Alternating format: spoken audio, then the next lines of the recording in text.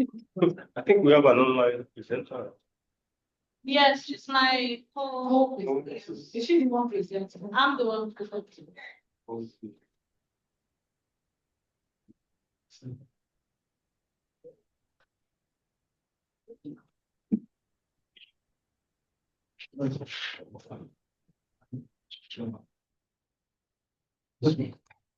You're presenting. By permanent. You're presenting, you go.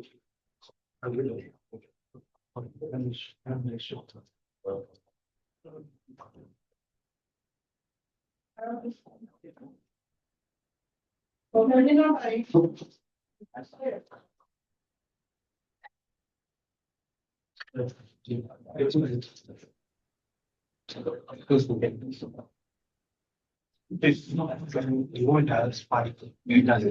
This is. Yes. Barrett, can you hear me? Yes, I can. I'm trying to get my slides in. Okay. Rashid, thanks for all the follow-up. All right. Oh, you've been chatting with her. Fantastic. I've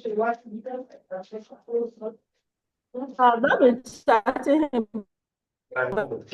but I've been getting all his messages and reminders.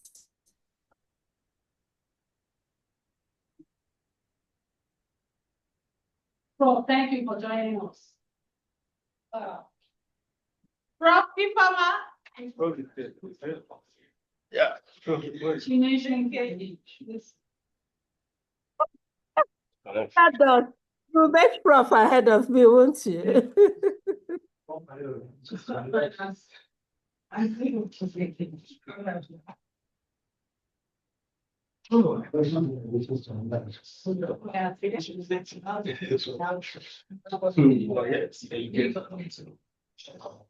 I hope it's very smart.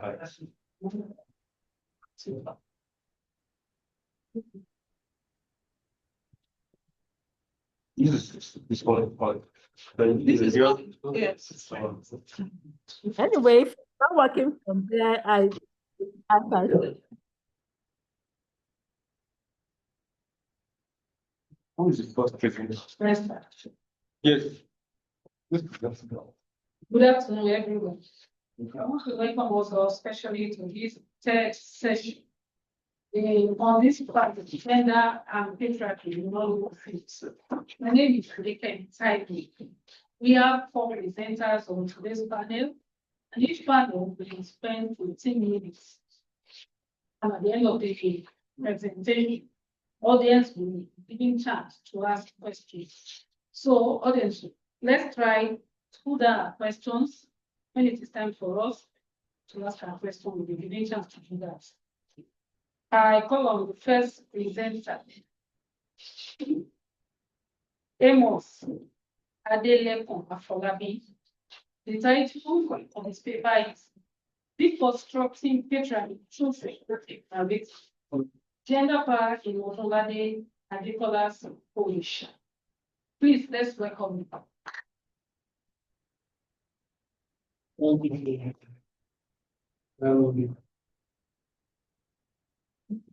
I am Afolabi Amos Adelekun from Government Charter at Osun State University. I'm here to present Deconstructing Patriarchy Through Cinematic Narrative, Analyzing Gender Issue, Power Dynamics on Adekola's issue. As we all know that Nollywood is one of the best movie industry in the world. Despite this part, there are some things that our Nollywood actors and producers do to misrepresent African culture through their cinematic worldview. Introduction. The persistence of patriarchy ideology in Nigerian cinema reflects broader societal norms that patronize male dominance and limit female agency. Nollywood, as a cultural mirror and shaper, often reinforces traditional gender hierarchies through narrative structure and character representation. However, films like Orisha by Obinna Adekola present an opportunity to interrogate this dynamic within a cultural grounded yet cinematic work frame. This study adopts a feminist film theory and stylo-semiotic approach to examine how Orisha constructs, perpetuates, and challenges gender power relations by analyzing the film's visual language, symbolic structures, and narrative design. The research investigates how cinematic storytelling serves as a site for either reinforcing or resisting patriarchy value in contemporary Yoruba-centered film narratives. We all know that in most of the films produced in Nigeria are gender-based. Taking for instance, when Bolanle Austin Peter's movie, Formula Ransom Kuti.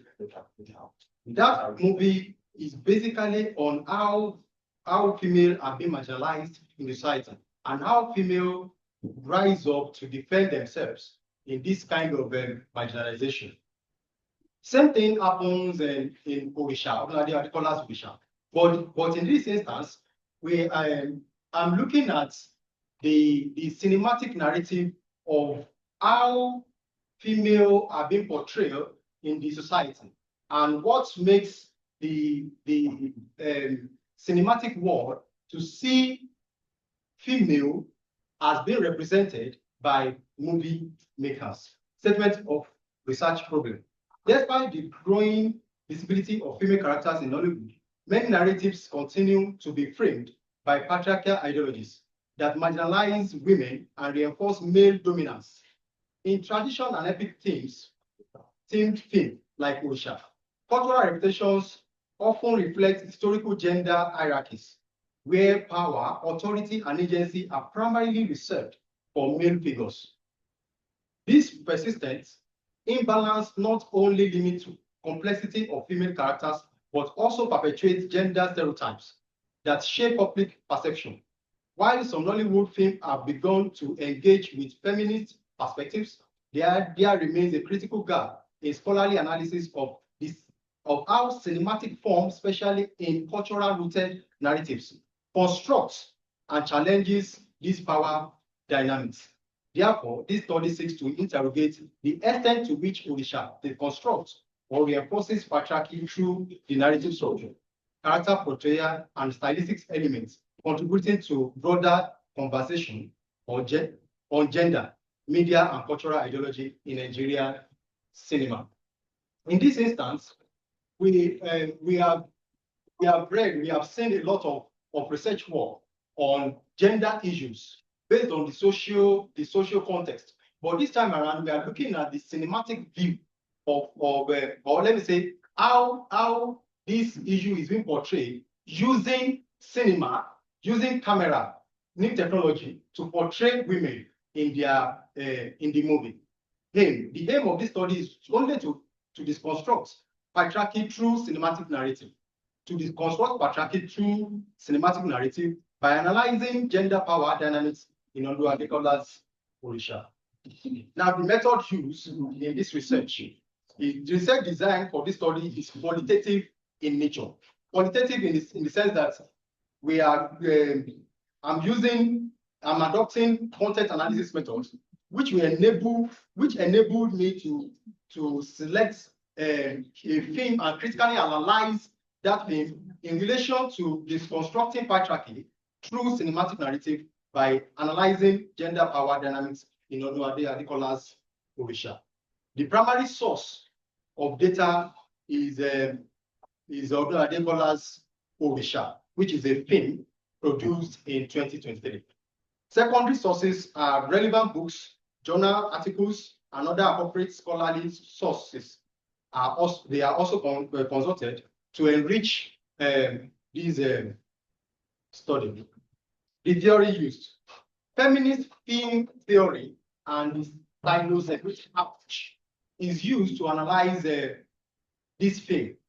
Feminist film theory and stylo-semiotic approach share a common goal, which is to interrogate how meaning is constructed in cinema. Like one of my professors will always say that a camera is the language that film produce. When we are using camera, camera is just like eye that tells the story based on the perspective or the angles at which the shot is being taken. Now, while feminist theory focuses on the ideological construction of gender, the stylo-semiotic approach examines how cinematic style, which is the stylo, and sign, which is the semiotics, contribute to the expression of these meanings when applied together. These frameworks enable a deeper reading of how gender power dynamics are visually and narratively encoded in films such as Orisha, by Oluwade Adekola. Feminist film theory, as expressed by Laura Movell in 1975, he argues that typical seminal privileges the male gaze, positioning female characters as passive objects of visual pleasure, while casting men in active, dominant roles. Marvey expresses that in a world ordered by sexual imbalance, pleasure in looking as being split between active male and passive female. Now, in the cinematic world, when they want to shoot a dominant male, they shoot them in embracements, showing their full regalia. But when they want to show the female, they put them aside, like what Oluwade Adekola has done in the movie Orisha. Females are always shot aside, either to downcast them or to make them irrelevant in that particular scene that is being shot. This dynamic often renders women voiceless or marginal, reinforcing patriarchal structures through filmic form and content. About the film, Orisha is a film produced by Oluwade Adekola. He is also the playwright, and is a Yoruba epic film that reimages mythic storytelling through the lens of power, betrayal, and redemption in pre-colonial Yoruba society. The narrative centers on a once beloved warlord who, after experiencing a tragic betrayal, transforms into a fearsome deity figure driven by vengeance and a thirst for justice. Drawing upon traditional Yoruba cosmology and cultural motives, the film explored the moral complexity and leadership, divine contribution, and human agency within the patriarchal order through rich visual storytelling, symbolic costuming, and cultural resonance dialogue. Orisha positions itself as a contemporary cinematic homage to Yoruba and oral traditions, while simultaneously interrogating the consequences of power, royal, and divine transformation. Now, in order not to waste time, let me go straight to the analysis. The role of patriarchy in Orisha through cinematic work. The film Orisha creates a dramatic conflict within strong patriarchal structure, reflecting and critiquing traditional Yoruba kingship and masculine authority. Now, when we look at some pictures here, we can see the image of the king, monarchical power and male center. We can see the image of the king and his chiefs. Out of these chiefs, there are no female personality there that will represent the women, that we can speak for the women among the chiefs. Only the male chief, the king, and the guard. Even in the palace, if you look at the down side, we can see the king and his wives. When they are speaking, the authority that the son, which is the crown prince, has, even the Oloris, the queens, they don't have such authority to speak in his presence. That's why the fact that they know that the king is insane. Now, the witches as a counterforce to patriarchal power. Now, the witches is portrayed. The film It brings in negativity with the image of the Nigerian male in the movies, and we see that there is need for more positivity of the Nigerian males in this society and what we presently have. The influence of the media generally cannot be overstated because whatever is projected is not only for the current dispensation, it goes into the next generation for them to carry on what is known. I'm on the next slide now. Thank you. The projected image is not only a present reality, it also determines the reality of the next and distant future males, since socialization models will definitely get replicated in different generations. The result of negative models of masculinity are destruction, disillusion, dislocation in relationship, and it creates a social breakdown in our society of delinquent and broken relationships, hence the need for positive models in Nollywood movies. The next slide. Theoretical framework engaged in the paper is masculinity tab, which is a broad theory for evaluating the male gender according to Cornell.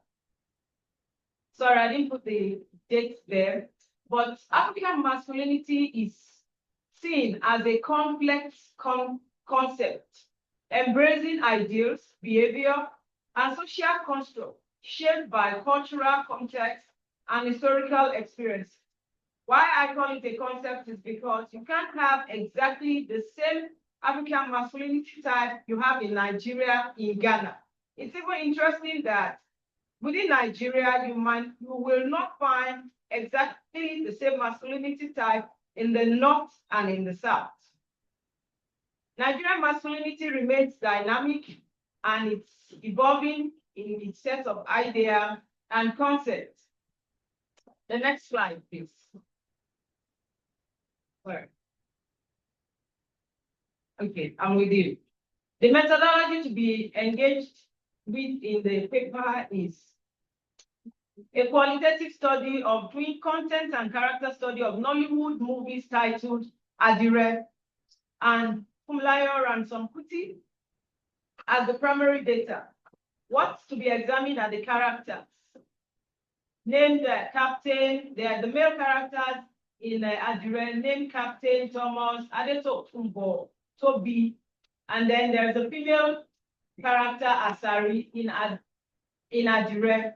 And in Funmi Kuti, we'll be looking at Funmilayo Kuti, Mr. Dundee, and Kabi Esialake to be used as evaluation models for the paper. The next one. In my analysis in Nigeria, we see Captain as a pimp using girls as prostitutes to make money, with the head of his pack being Asari. Asari also, however, desires, like is expected of any progressive personality, not man or woman, desires a life outside being a prostitute and starts to build a lingerie clothing line for herself. When the opportunity avails itself, she escapes from Captain and starts her own life in Oyo. The next slide. Asari teaches the women she encounters in Oyo basic knowledge about to keep their husband to themselves, wearing a specially made lingerie.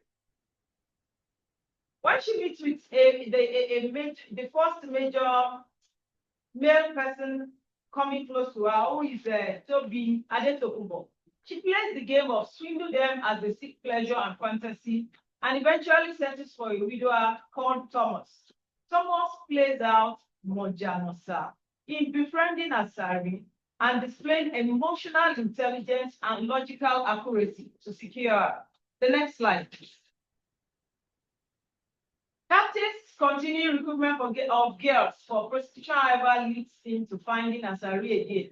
She has a clothing line, and as the product spreads, gets to a prostitute who is using it for advertisement, and the captain gets it and scraps Asari, but eventually this leads to his demise.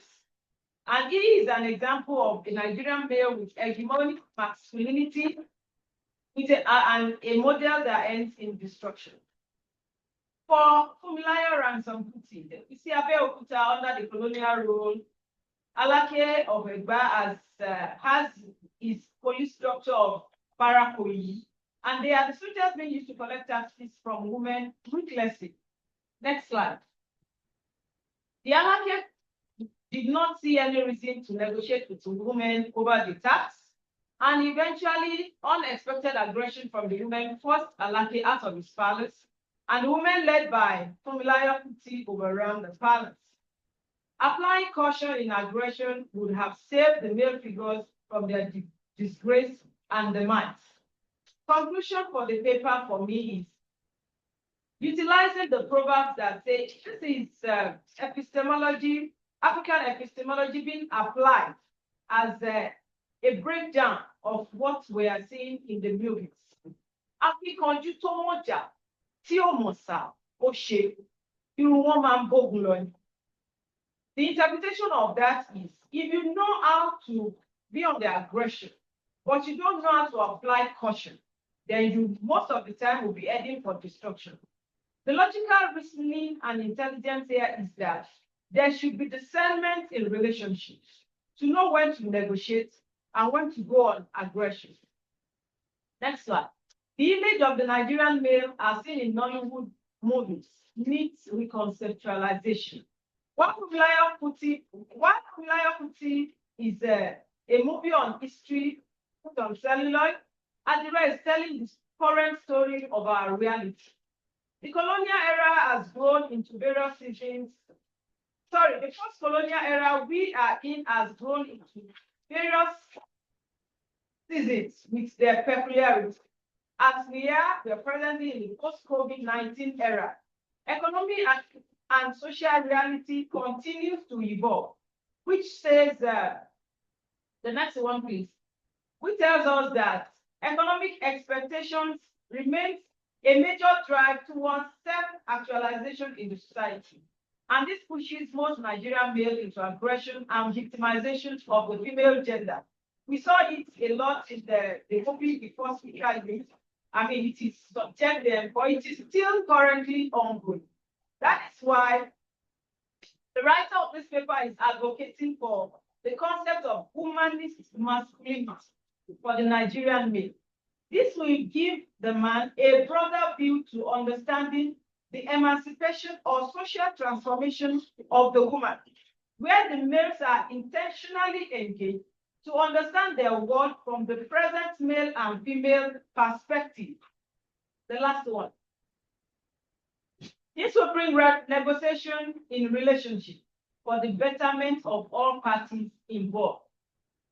It will also produce a socially progressive society as opposed to the current disillusionment and disorientation obtainable in our society. Thank you for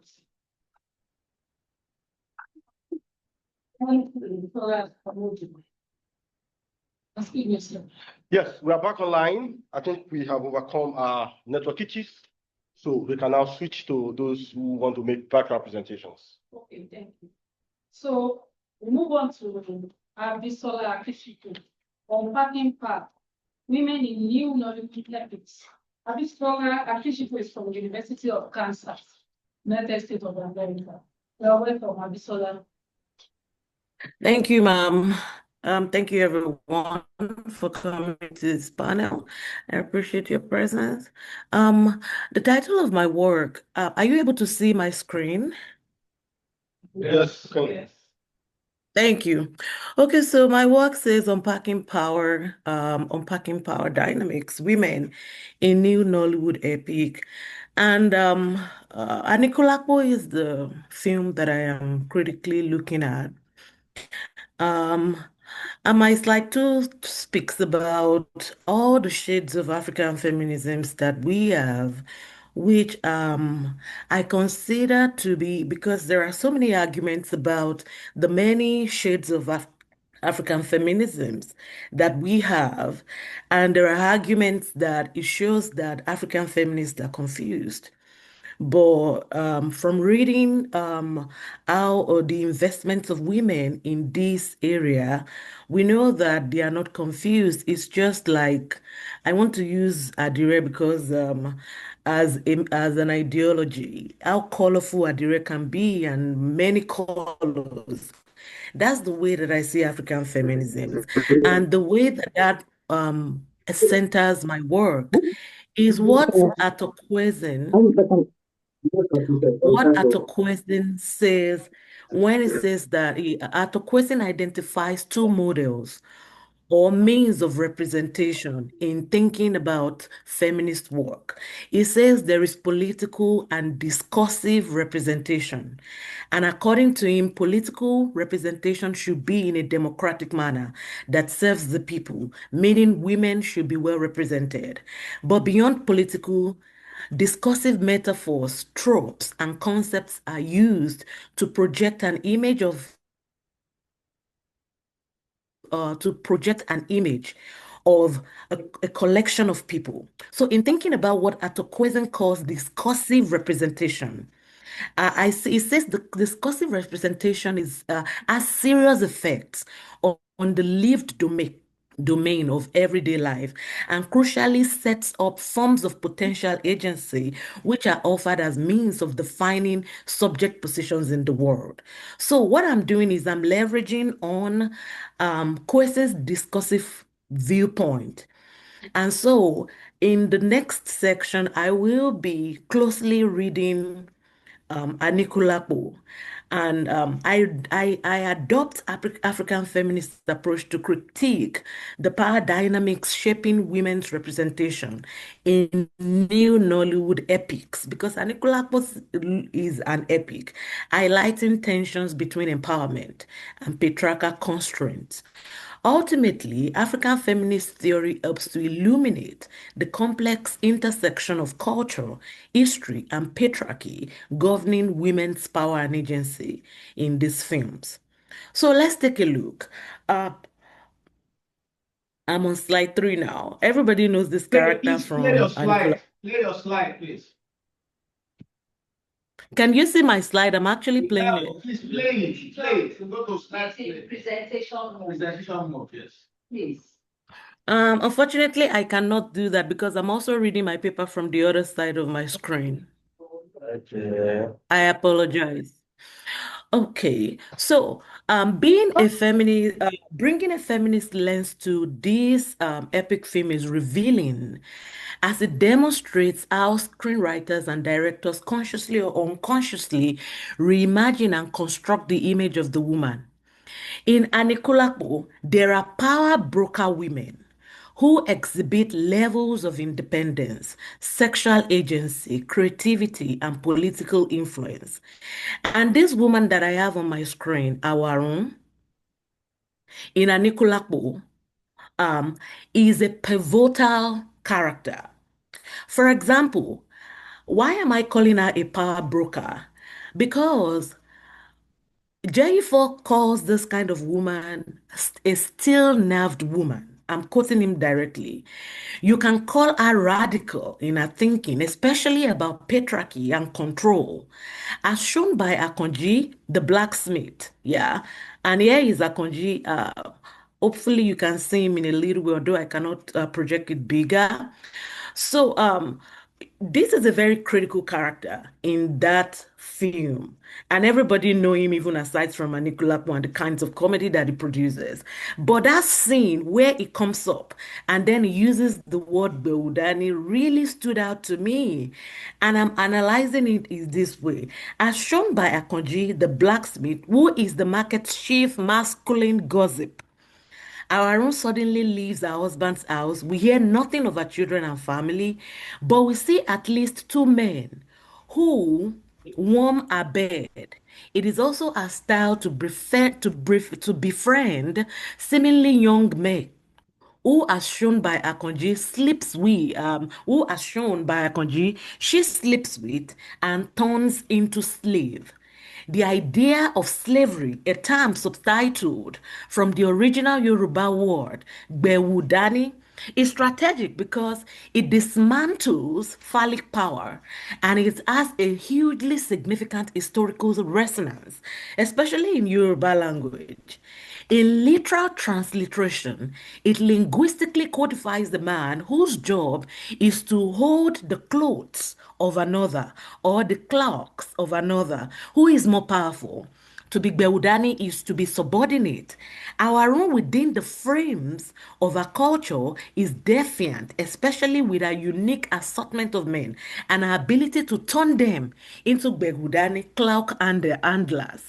Akonji further clarifies how she deals in Osoro Olomokunrin. And in Yoruba, that means men in their prime. The term Osoro is phallic, a Yoruba assonance that depicts male virility and penile standing. The character Awarun pitched beside the king of Oyo, who in that play is the polygamist with 4 wives at his disposal, shows a woman whose sexual choices dismantle the logic of polygamy. She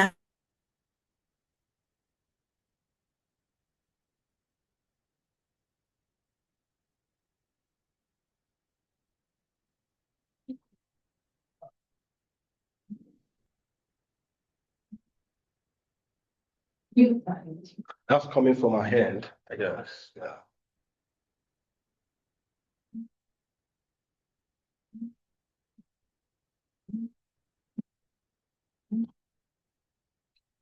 Getting.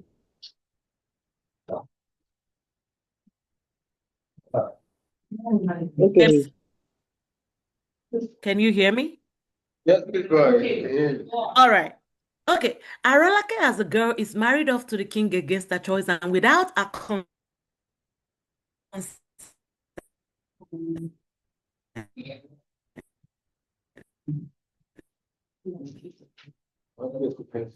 after. In many ways, Arolake is a complex female character who is seen as shaping her destiny by taking defiant action, asserting her will and not minding the cultural dynamics of her society and how societal that project of eloping dominance by absconding from her first marriage to the Alafin of Oyo.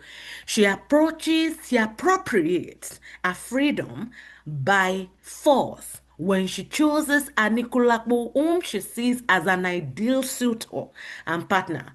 She does not want to remain in the harem, a supposed prestigious space in the culture of a time.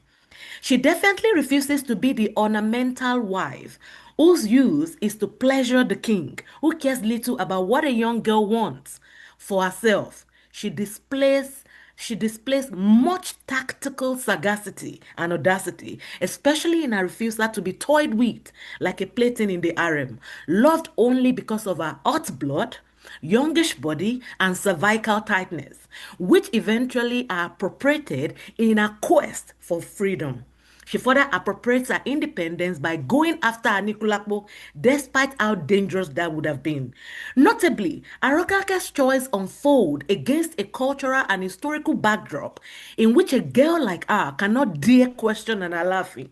We know that in Yoruba parlance, if the king should basically anybody, it means that the king has placed his leg on that woman. And it is a linguistic metaphor that means that he has taken her and she has no choice in the matter, as the king's decision is final, not ours. Right? So it is remember the proverb that say Oba Bale Ungbobo, meaning the king presides over all. Anyway, what I'm saying is that for that age, for the era that Arolake existed in, she broke the power ranks by being intuitive. Clearly, we see romance meets the epic genre in this film as Arolake sneaks out to Wile Anikulapo, right? But I think my biggest concern when I think about Anikulapo, now I'm thinking about the first production and not the episodial one that has been produced after because I wrote this when the first one came out. My biggest concern was that why did Arolake pour the magic of in the god? Why that thing that could wake the dead, right? When she was leaving that marriage, we saw her pouring all the potency of that god away, and that was my biggest question. And I'm saying with Saro, Although Arolake achieves the level of gender equality and experience that being at the rock bottom of the king's harem doesn't afford her. Yes, it is true that she looks like the king's favorite, but she almost gets killed for it, and she's not even in love with the old man. Going after a normal, ideal man is a way of exercising her freedom, right? But my question is, why is it that when love is involved in that film, the woman hands over her power to a man? That God that she gives to Anikulapo, why couldn't she use it for herself? Why couldn't she become the Anikulapo? Why is it that women hand over their power and their potency to the man? And it's so interesting to me that even in Yoruba spirituality, and as we see in that film, she was the one that was able to tactfully take that thing from the Akala board, right? And I'm arguing that in Nollywood epic, even that power is rationed. Although we see women like Awarun who and I acknowledge and I celebrate the fact that we have characters like Awarun who I call a still-nerved woman, but I'm also questioning the frame of power where the this lady who is very intuitive and running for her freedom, when she gets to a point of gaining her freedom, she still gives back her freedom to a man, right? And I am questioning the idea that although Nollywood is growing and there seem to be a lot of shifts as we are having female producers and all of that, and women are being centered to a certain extent, my biggest argument is that power is being rationed to women in Nollywood film. To an extent, they are empowered, but they are not completely empowered, right? So that is my main argument. Thank you.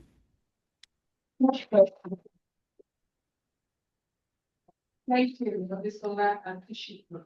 And the last but not least on this session is Dr. Berry, the next of Lido, from Pan Atlantic University, and Professor Ifeoma Charles Moyomba from Caleb University.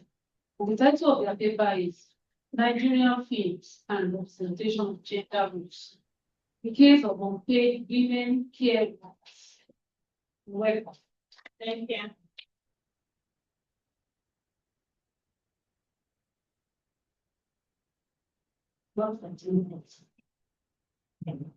Some of the stories we tell and the pictures that illustrate them have reinforced harmful stereotypes. This kind of storytelling, sometimes fueled by unconscious biases, distorts reality and promotes harmful practices couched as our culture. My name is Barry Alejandro, and I'll be presenting this with my colleague, Dr. Ifeoma Esther Charles Moyomba. Our topic is Nigerian films and the representation of gender roles, the case of unpaid care work. Unpaid care work equals care tasks, maybe child care or elder care done without pay. They are mostly performed by women and girls worldwide, and they are often invisible in economic calculations, but essential to societal functioning. In South Africa and Canada, 14% of the GDP are essential, 14% of the GDP are attributed to unpaid care work. Globally, it contributes 9% to GDP, but is undervalued and rarely acknowledged. Unpaid care work limits achieving SDG 5 on gender equality by 2030. Feminization of poverty is on the rise as women earn far less than men. In fact, they earn 24% less than men. And at the current rate of progress, it will take 170 years to close that gap. 700 million fewer women are paid less than the men. Unpaid care work is deeply engendered. is deeply gendered. Women face time poverty, reduced access to education, and paid work. And what are the barriers? Cultural norms, stereotypes, and illiteracy. Media sadly often reinforces this through storytelling. And as you know, films can shape or challenge these narratives. What's the relevance of the SDG 5? In the global context, it's empowerment, it's violence reduction, it's economic growth, it's health and education, it's political representation. Because diverse perspectives, for instance, in politics, in governance, can result in equitable policies. And we already see these things playing out in Nigeria. We see the gender inequality, we see the violence against women, we see the economic participation of women, the barriers they face in resources and training. We see the educational access, and we see the representation in leadership. The opportunity cost of unpaid care work is the denial of the opportunity to engage in to care, and women delegating tasks are frequently missed, because sometimes there are some men who do this unpaid care work. And of course, we see the perpetration of these stereotypes, reinforcing these harmful gender stereotypes and making it harder for audiences to envision alternative realities for gender roles. So that, of course, limits the attainability of the SDG goal, and there's that unequal distribution in rights. Recommendation and future direction. Yes, we think that there needs to be a partner sponsorship, development partner sponsorship, and they need to strategically partner with filmmakers, produce films that promote the recognition, redistribution, reduction, and reward of women's needs concerning unpaid care work. They can do those work, but can they be rewarded? Can they be acknowledged? Okay, can the work be redistributed? So fair compensation and societal value. We also see call for filmmaker and scriptwriter responsibility and community enlightenment materials out there. In conclusion, films echo power dynamics and cultural norms. Unpaid care work is seen as women's primary role. Meanwhile, stress, burnout, and inequality persist. And perhaps there are women in this room who are experiencing that. We also see that commercial success trumps social reforms in film. This keeps the problem alive and undermines our ability to achieve gender inequality. I have 2 more slides to go. I've talked about the critical role of Nollywood and how Nigerian cinema is a powerful vehicle for sociocultural transmission. It has the immense potential to either perpetuate or dismantle harmful gender stereotypes concerning unpaid care work. The SDG 5 can be achieved with deliberate intervention and strategic content creation. And we have a triple imperative. We call for collective effort.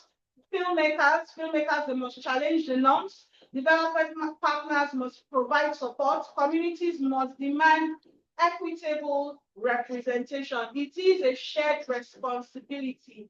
This partnership with the film industry can reshape narratives.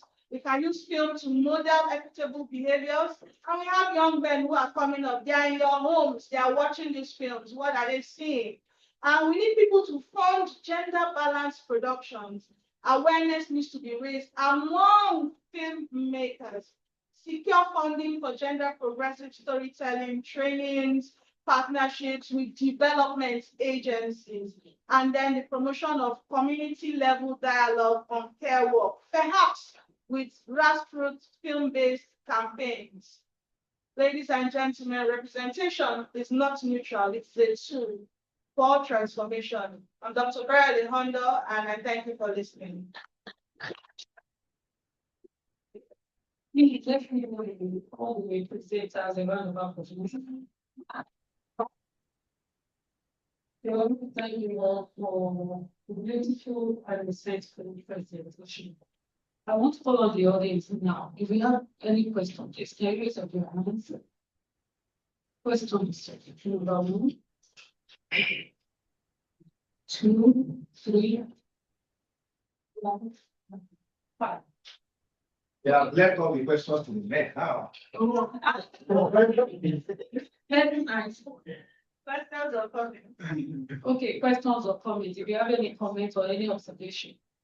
Sorry. Okay, number 6. Very good. Yes. You have, who is number 1? Yes, sir. 1 minute.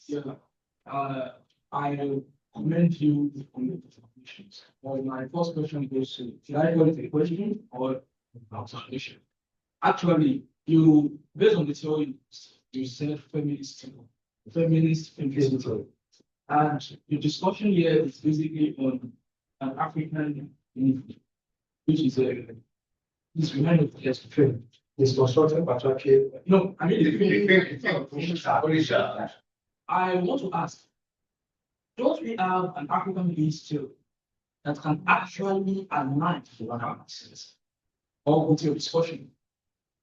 Thank you for that. My question again. I mean, sorry, you at the end of the discussion, you actually suggested a masculinity. Womanist masculinity. I think I have to be patriarchal here. And why is it not the other way around? And don't we have any other African theory that can actually portray points instead of suggesting a new one? Number 2. All right, I'm number 2. Congratulations to all the presentations. I enjoyed myself. My first question is to the feminist, the womanist, masculinist. In your analysis of the characters, you focus more on Asari, and you told us it's hegemonic. You didn't tell us about the other characters. For Tokumbo, what masculine traits did he portray?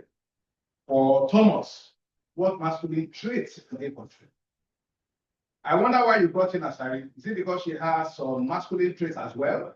So the female character, but of course, we have females who also have masculine traits. Masculinism is not just about the man. It's about having some societal, ideals, attributes that can either be male or can be female. Okay, so I'm also wondering why you're not suggesting a womanist masculinity. I'm wondering, why don't we leave humanism aside and leave masculinity aside? If you want to look at a balance, why don't you consider androgyny instead of saying humanist masculinity?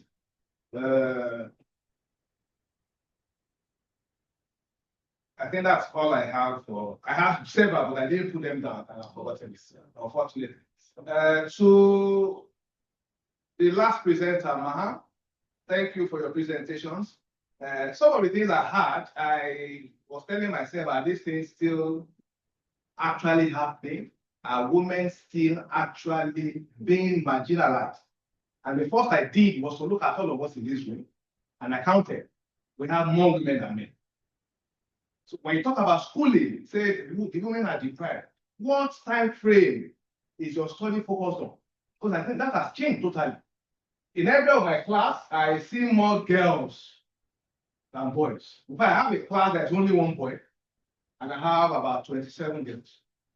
So all of these are changing. So you might let us know, the film producers, what time frame, what time scope are those films in? Then the films you use, I don't know how you arrive at those films. I'm sure there might be other films that will contradict what these films have said. So if you give us a way of how you arrived at those films, we will have an idea. Then your focus group, how did you also arrive at the group you use? If you let us know, it can also help us. Then the age range, we are talking about a certain age range from your view, we will actually like a change as against another one. I would like to have an idea of the age range, because I know I have done plenty of healthcare work on paid, and I have not batted an eyelid about doing it. Maybe because all my children are boys, and it is more comfortable for the boys for me to tender to them, publicly than for their mother. So then you are saying on paid care work, and then you are also mentioning less pay. So I got a bit confused there. If you are not paid, you are not paid. And so I don't understand what you mean by less pay. Are you saying women are paid less for doing certain things? I don't know how many lecturers are on the same category here. Maybe lecturer 1, lecturer 2, and then the man is earning more than the woman. I don't know what you actually meant by this. Maybe in the film, I've not seen the film before. I don't know whether that is what you are speaking to. So I think I'll rest. Thank you. Number 3. Who is the top? Oh, let me just go. Please, maybe I don't know the number. I don't know. Please, I think there is a need for yes. Thank you. I think there's a need for us to, because there are two sides to this. When we talk about fee, those who produce and those who work, the audience and the producers, looking at the two sides, stakeholders, talking about the actors and all of them, and those who want it. I think if there will be changes, there is the need for us to speak with those cultural and traditional platforms that we believe are part of those who decide what happens when it comes to the particular society we have. Religious bodies, there are film producers and producers from the religious camps, like the Christians. They have groups that are in churches that produce. I think we can change some of these narratives by going to them and educate them so that they can know the type of stories to write. So that we look for a way of balancing it. Because each time we talk about particular society, we talk about culture and religion. And we don't go to those people who are really stakeholders, who decide what happens in the communities, religious and social communities. So there's a need for us to give them orientation. There's a need for us to get in touch with them, educate them, let them see things to change when it comes to how to represent men and women in society and the roles we give them, the perception we even have about it. If we don't go to those people, the pastors are there, the imams are there. There's a need to let them see this is why there should be gender balance. If they are the ones who have the power, who have the microphone to speak to the people, and they don't have the right education, how will there be changes? Then women also, or people generally. I was in a class sometimes ago, and I had the ladies there that if we have to vote in this class, we want to select a leader, who you choose? And see, will you choose who just point at a lady you will vote for? She says she can't vote for a lady. That she won't vote for any lady. So if you are saying we are against you, are you together? Okay. Number 4. The next person. Okay. With Anthony Marshall, and I really appreciate your introduction. So I'll direct my question to the first gentleman. Thank you. The organization was on Moja Mosa. Okay, Moja Mosa. Maybe I would like to, have a good understanding of what Moja Mosa is. Yes, and how it was being expressed in the meeting. And probably we can give me scholars' opinions on that particular pieces. And you said Thomas uses for a salary. That was Thomas. Okay. You said Thomas uses for a salary. Yes. I would like to know how he uses it in the movie and probably other characters, so that male characters do. Thank you. Okay, thank you. Number 5. Yeah, thanks for sort of amazing panel. I just want to say that you've done a good job, and one should not expect that you cover all your bases. That's the reason why you have counter arguments and they come back and forth. So the one thing I'm going to suggest for I think you were the first center. You've mentioned the Ramoge and visual pleasures about it. And I think this speaks to what the first remark was about that. Mulvey's article was written in the 70s, and she was coming from psychoanalytic framework, because around that time, film was moving from psychoanalysis to measurement. So because of the uniqueness of her argument and how local it is to the American experience around that time, I'll be very cautious of bringing Mulvey and trying to apply her without some nuances to how you're looking at it. I mean, we can't just throw movies because movies is big when it comes to feminism. You can just throw it out. But when you're bringing it to a different culture, I'll suggest that you just kind of nuance it a little bit. Then a curiosity I have, it's not so much a critique, it's a curiosity. It's for how Hollywood has always structured the woman, okay, as an object to be sexualized. It's a calculation that Hollywood has come upon over time of trials. So they know what they're doing. Do you think in our case, when it comes to Nigerian films, that they're doing it deliberately when it comes to blocking, or it's just them staging their own characters and we can read this into them because we are aware of them? So my questions. Thank you. Okay. Number 6. Okay, number 6. I've attended several panels and still have some more panels that are interesting about women. So I think generally here, at a point, women will have to take moral responsibility for someone like Roland in that's an equal group. Because for the fundamental belief in culture and religion, that makes that gives women that stereotype women that even when they have the power, they hand it over to the men. If you look at the breadwinning culture that we have, you can still find a lot of women who have this power. But instead of them to pay the school fees, they will give the man the money so that he can pay, so the children can see him in the bright light. The challenge is that this needs to be demystified. Anybody can pay the school fees, and that does not really change the man's status. So we should, even masculinity should be changed from this Mr. Macho. If men can acknowledge that they are not Mr. Macho, there will be peace in the family. Thank you. Thank you. So our comment to respond one by one. There's a race. Okay, yes, online. So, hello, hello, Sharon Omoto Show. Can you please go ahead with your question? Hello. Hello. She analyst. She's not. She's not. Just participate. I mean, I cannot just talk. Hello. Okay, thank you. Can you hear me? Yes, go ahead. Okay, thank you very much. I actually came to listen to the paper Moja Mosa, but the network didn't permit me. I missed that. But I hope that the question will throw some light on what she's working on. Meanwhile, I wanted to speak to Abi, and I am one. I don't know what you call that concept. Is it?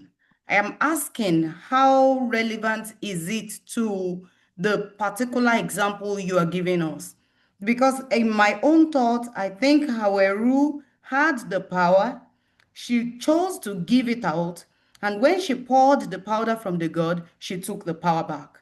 So can we really say that power ration? It was more or less like she took that power back, I mean, to herself, even though it was no longer useful to her. So can we really say that in that context, it was power ration? And is it not that it is the society that gives women, that normalizes the idea of women's willingness to give up power, even when they are in spaces of power? I think that is one thing, because where you stopped was more or less like you had questions. So would you want to now go ahead and talk about how, films, and how narratives in movies and how the film directors try to, still follow the pattern of the society to make us see that even when women have power, they still have to defer without any influence, because that was the impression they gave us, that nobody influenced Aweru to give the power, but she did. And that, I think, is the influence of the society culture. And I think it will be good to analyze that. Thank you. Thank you. So, All right, thank you so much. So I really appreciate your observation concerning the theory. I would have used Afrocentric film theory, which is based on African theory. But I chose to use the American theory because of the male gaze that portray the positioning of female.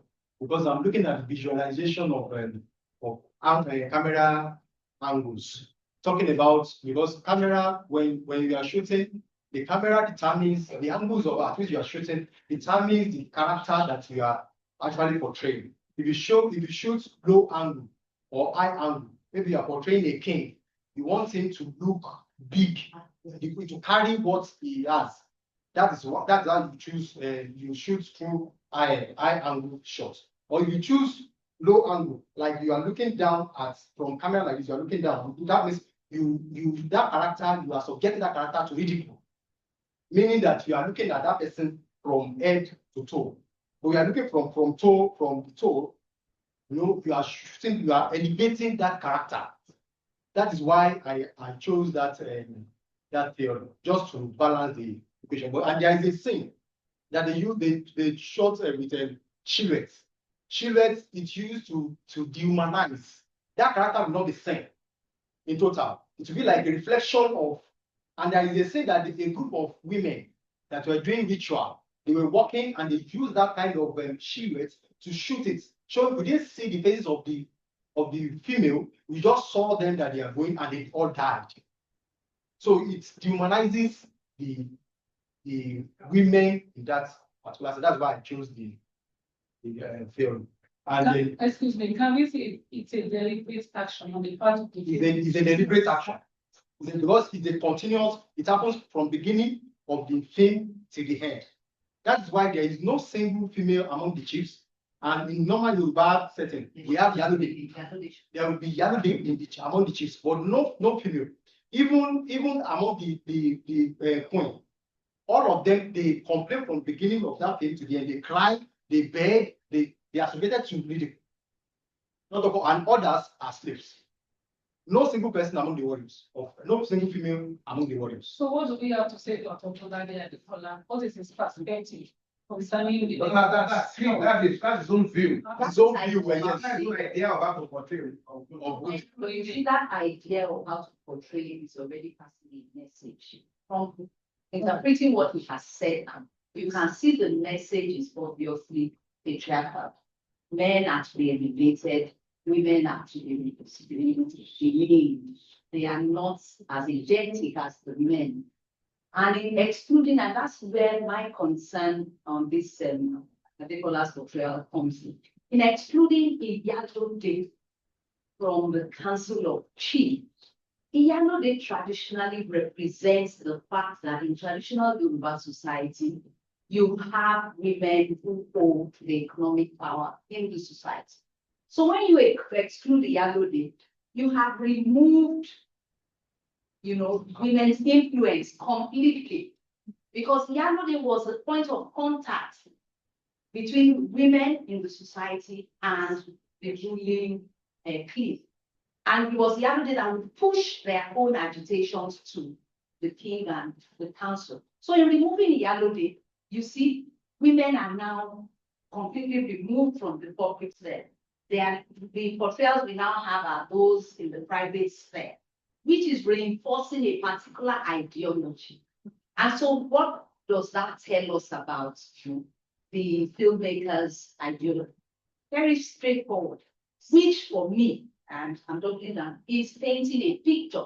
Now, because of the role of movies, that picture gets transmitted to people who do not have any idea of the traditional Yoruba setting. And so you get to a point where, like somebody was telling me yesterday, in traditional Yoruba society, women were housewives and all that. And it gives us another hurdle to cross. Those of us who are advocating and trying to recollect these misconceptions about traditional gender concepts and decisions. That's a problem for me. Continue. Okay, Okay, the next. So the first question I got was, why a new concept? And why am I not talking of, is it feminist masculinity or hegemonic? Why am I not flipping it? Now, for most description of masculinity, you will see it will come as pre. modifying thing, not post-modifying thing. And so when I want to describe the reorientation I am advocating for men, I bring in humanist masculinity. The bottom line of that concept is that the male figure should try to see things from the female's perspective. Captain wants Asari back as a prostitute. Did he even think Asari has a life to live? And we see Toby, the first toaster, so to say, take up that line too. I want whatever. And she played it with him. One fantasy, drop money. But your money is too small. Just walk in, will walk out. And everybody will be hallucinating. So we have no choice. That concept can only come as humanist masculinity. One thing I want to put your attention to is what we currently have in town, interestingly now, is hegemonic humanism or feminism. There is a particular kind of aggression that is gradually getting mobilized. And I see men getting discouraged, especially in the age group of 20 to 40. There are platforms I view on social media, and you can see that some men are getting laid back. When it comes to marriage, when it comes to responsibility, I was in a class of teenagers yesterday. And a boy said, I can't remember the discussion. The boy said, the girls who want to enjoy Valentine should buy things from themselves. And you need to hear the vehemence. It's like, look, we've had it with this girl. And I've had men tell me, I don't even want to date any girl. The people I admire, they have all the things I have to offer. So why do I go for them again? I was in a conference, girls' conference 2 years ago. I need to see the girls that were on the panel. Just 18, 19, 20. The last question they were asked was, so what are you doing about relationship? And they're like, not interested. I have things to accomplish for my life. But when we have men see it, maybe another discussion is, let men negotiate. Understand that these women are women. That they, like we see Asari, showing masculine traits. It doesn't stop her from being a woman. In fact, our main goal in life is helping women to satisfy men. So it might be dicey, it might be confusing. It is a delicate balance that needs to be struck. If it is not obtainable, then disorientation will continue in our society. Now, somebody also asked about masculine traits in other characters. What you see generally is the hegemonic masculinity. For most, except for Thomas. Only Thomas had this. The Mojamosa, you ask, the real thing is more ija. More ìgbà tó yẹ kó jà. More ìgbà tó yẹ kó sá fún ìjà. Now, the sá fún ìjà is not to run away from fights. It is take a retreat. Not run away as a coward.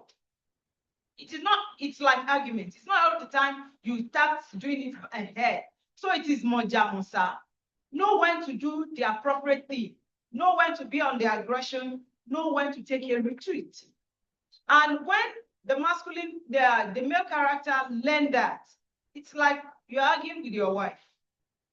There are times you want to pull down the room. There are times just say, I'm sorry. Thank God, I want to believe at least from my own small experience, I see Nigerian men learning to say sorry. But we need to make sure it is getting transgenerational, not just.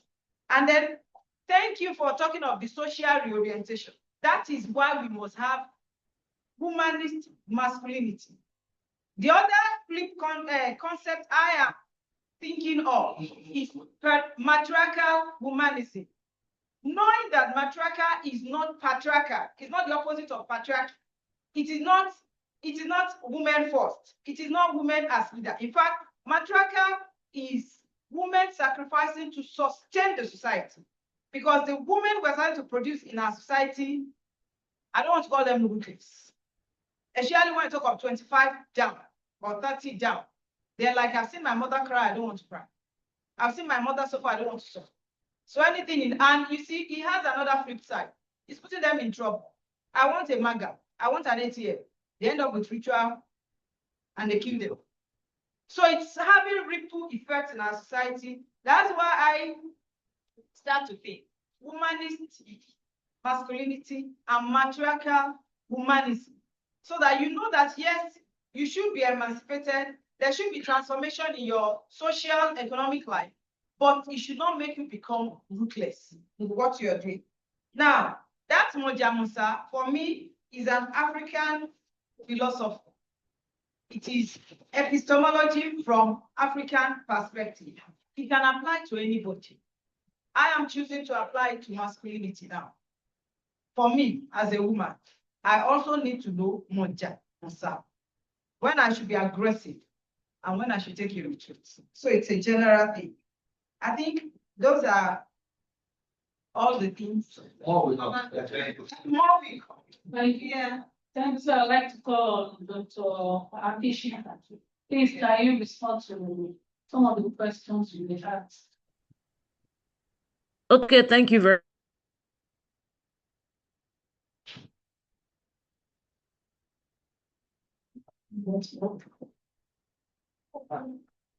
Hello. Connection. Okay, Disconnect. Oh. let me call someone else. Dr. Muumba. Dr. Muumba, please, can you respond to some of the questions Yes, I hope it's we asked? She's our connection. Dr. Muumba. Yeah. I wanted to ask. Okay. Okay. Dr. Akishiku, please. Okay, I'm back. So as she's walking out of that marriage with just one luggage, so to say, that thing that is in her hand that made Anikulapo very rich, right? She's going to need money. She has nobody. Why would she waste the potency that was given to her by the gods? Why does she not want to use it for herself? Why is she thinking throwing it away is the solution to the problem in that scene? And I do see what you are saying, that it is society that has normalized women giving up power instead of using it. And we seem to be saying the same thing, in that I am also saying that Nollywood is also corroborating that ideology of normalizing women giving up power, right? Because maybe culturally it is expected.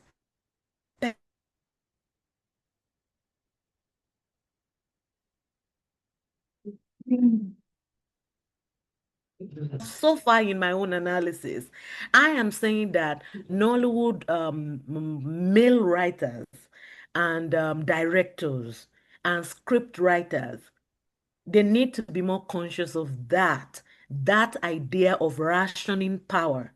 And I do, because this is an over 33-page research, so I can't read everything.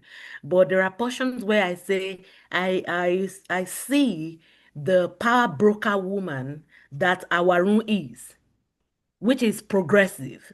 But I also see the power rationing that is also going on with Arolake, and that is where I come in as a scholar to use that discursive thing that I discussed at the beginning, that how is Nollywood portraying women and the idea of power. And I conclude my paper noting that there are women writers and directors who are changing the narrative right now.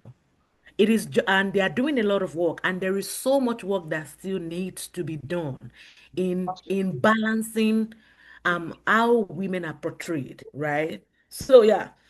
And I just conclude that a truly transformative shift requires developing critical consciousness, not only among filmmakers, but also within the viewing public, ensuring that female representation in Nollywood epics move beyond mere visibility to meaningful agency and empowerment. And if I can add, and that is not within the frame. Okay. Thank you. Thank you so much. I call on Dr. Muumba to answer all our questions. Okay, thank you so much. Okay, thank you. First off, thank you, Dr. Vera, for presenting the paper.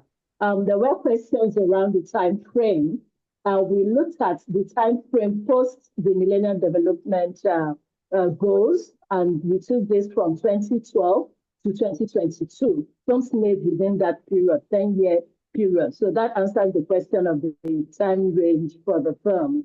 And then the focus group discussion had young unmarried males, young unmarried females, young married males, young married females, and then young old married women and old married men. So there were different age categories.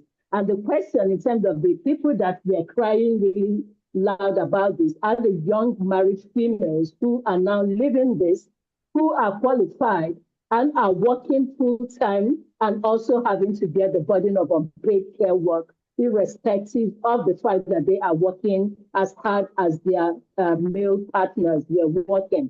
There was also a question about closing the wage gap. And what we've seen, and these are researches, Elson 2017, mentions that in America, there is still 79.6% gap between male and female in terms of the wages. And they attribute this wage gap to the greater responsibility that women bear for unpaid care work. Because she has to do that, especially when it comes to child care, she's going to go off to do immunization, nurse their sick child and all of that. When the negotiation for her salary is being done, employers bear this in mind in pegging what it is that she is going to be paid. In my current organization, in construction, people basically just say, no, she's going to do on mat leave, who's going to do her work? How are we going to cover for that? And so in trying to do that, you negotiate that her salary is lower so that when she's on mat leave, you're going to go and pay up for that. Having children, yes, is biological, but then if there is support that is happening around that, she might also not need to be away for so long. And then when we are asking also, yes, there was the question about more women being in school. Right now, I think the lecturer was saying he has more female in class. So while we're increasingly women are increasingly acquiring educational qualifications, moving into paid work. However, previously, without domains that male hold, the fact that they don't do the cleaning, they don't do the homework, they don't go sleep with the child in hospital, still remains. So she works as a lecturer, and anytime her child is sick, she'll be the one to sleep in hospital because the nurse ratio numbers are abysmal, and she has to be the one to sleep. If he gets to sleep, society begins to question, where is your wife? Despite the fact that she's also working, if not more hours than he is working. In terms of film selection, we looked at films made by the Nollywood industry in the Lagos and the Asaba Enugu axis. One was also the fact that the ones we initially started out wanting to do, some of the directors and producers were not willing to come on board. I also want to say that we spoke to the people that are producing, just to round up, and the study was an eye-opener for them in terms of the fact that they were inadvertently promoting unpaid care work as belonging to male. Thank you. Males and adults. Thank you so much. Thank you so much. Thank you so much, everyone. I want to appreciate all the presenters on this session. Amos, Adele Afolabi, Abisola Akishito, Mutunrayo, Bukola Abotu, and Ledevi Eponzo, and Ife Charles Mumumba. Thank you so much for that insightful presentation. And I want to appreciate all the audience. Thank you for coming. Join us tomorrow by 11 a.m. for the fourth session. Thank you so much.